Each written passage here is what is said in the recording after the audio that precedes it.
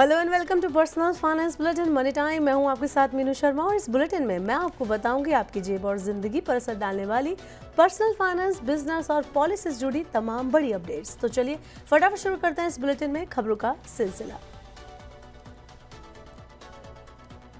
CBDT यानी central board of direct taxes ने मंगलवार यानी आज ITR-U यानी updated income tax return form notify कर दिया है। इस साल बजट में इनकम टैक्स से जुड़े कई बदलाव किए गए। इन बदलावों को 1 अप्रैल से लागू कर दिया गया है।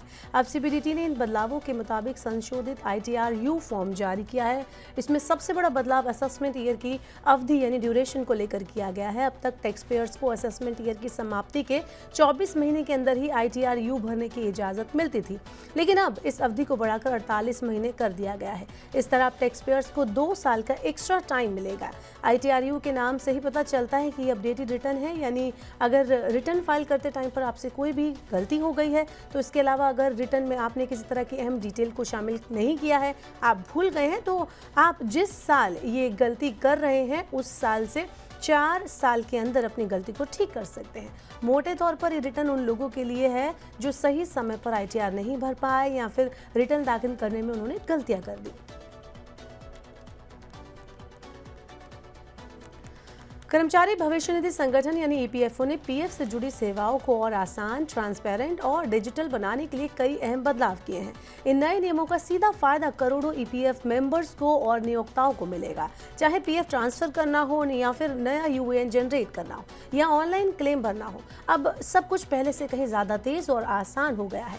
EPFO ने आधार की अनिवार्यता को भी कुछ मामलों में हटा दिया है और फेस ऑथेंटिकेशन जैसी नई टेक्निक को भी शामिल किया है। EPFO ने फॉर्म 13 को नया रूप दिया है, जिससे नौकरी बदलने के बाद PF खाते को ट्रांसफर करना पहले से ज्यादा आसान हो गया है। नए फॉर्म में PF ब्याज का टैक्सेबल और नॉन टैक्सेबल हिस्सा साफ तौर पर दिखेगा, जिससे टैक्स कैलकुलेशन और ट्रैकिंग में ट्रांसपेरेंसी आएगी। इस बदलाव में कर्मचारियों को अपना पैसा ट्रैक करने और टैक्स से जुड़ी गड़बड़ियों से बचने में मदद मिलेगी। चलिए बुलेटिन में बढ़ते हैं आगे और नजर डालते हैं सोने चांदी के हाल पर। सोने की कीमतों में तेजी बनी हुई है। ज्वेलरी ब्रांड तनिष्क की वेबसाइट के अनुसार 24 कैरेट सोने का रेट 350 रुपये बढ़कर 95,950 रुपये प्रति 10 ग्राम हो गया है। वहीं 22 कैरेट सोने का रेट 87,950 रुपये प्रति 10 ग्राम पर है। हालांकि मल्टी कमोडिटी एक्सचेंज यानी MCX पर फ्यूचर कॉन्ट्रैक्ट के लिए सोने की कीमत गिरी है। यहाँ कीमत 311 रुपये नीचे आकर 92,986 रुपये प्रति 10 ग्राम पर ट्रेड कर रही है। आमतौर पर सोने में तब तेजी आती है जब दुनिया भर में अनिश्चितता बनी हो।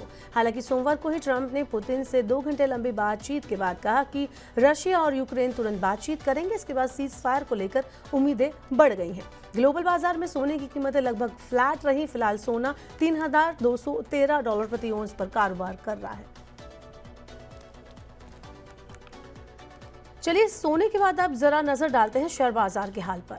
मिले जुले वैश्विक संकेतों के बीच मंगलवार 20 मई यानी आज भारतीय शेयर बाजार के प्रमुख इंडेक्स में गिरावट दर्ज की गई। इंट्राडे कारोबार में सेंसेक्स 800 अंकों से ज्यादा टूट गया, जबकि निफ्टी 24,700 से नीचे चला गया।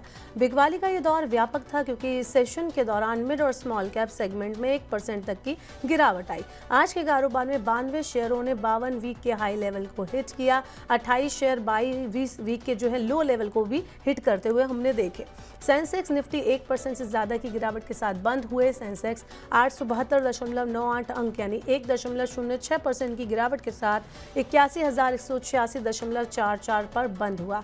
वहीं निफ्टी 261.55 अंक यानी कि 1.05% की गिरावट के साथ 24,683.90 पर क्लोज हुआ।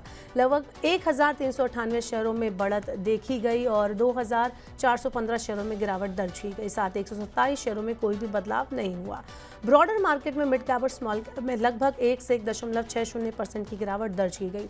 ऑटो सेक्टर में सबसे ज्यादा गिरावट यहां पर दर्ज की गई। बाजार में आई आज की गिरावट से निवेशकों को 6 लाख करोड़ रुपए का नुकसान।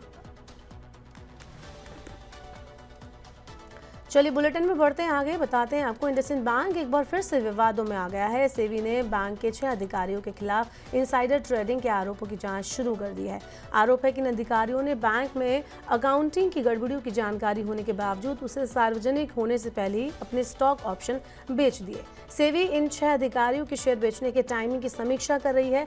एजेंसी ये पता लगाने की कोशिश कर रहा है कि क्या इन अधिकारियों ने सेबी के नियमों और बैंक की कोड ऑफ कंडक्ट का उल्लंघन किया है।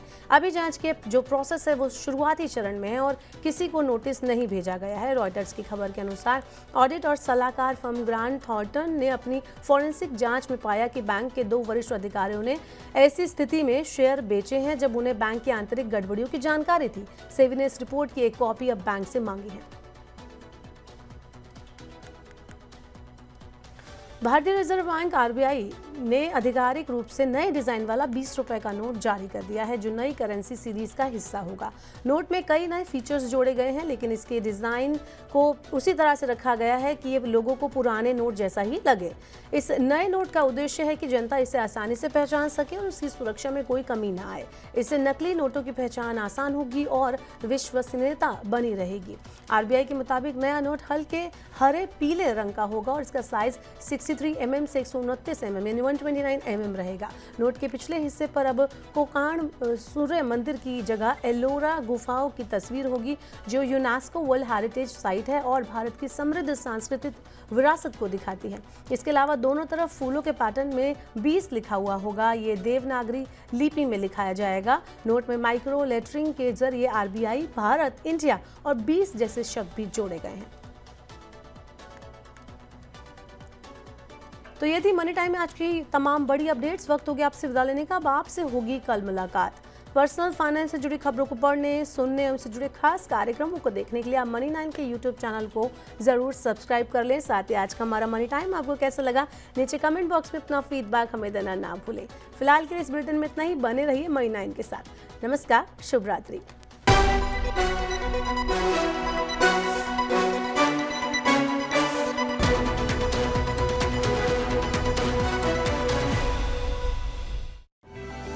इस सिप से तो नींद टूटती है, लेकिन केवल जागना नहीं, आगे भी तो बढ़ना है। उसके लिए चाहिए एक और सिप। हर महीने छोटी छोटी रकम की इंस्टॉलमेंट यानी सिस्टमैटिक इन्वेस्टमेंट प्लान से शुरू कीजिए निवेश। लेकिन पैसे बढ़ाने वाली कौन सी सिप आपके लिए रहेगी अच्छी? म्यूचुअल फंड सिप से जुड़े हर सवाल का जवाब मेरी सिप मेरा सवाल। सोमवार से शुक्रवार 4 बजे मिलेंगे हम सिर्फ मनी 9 पर।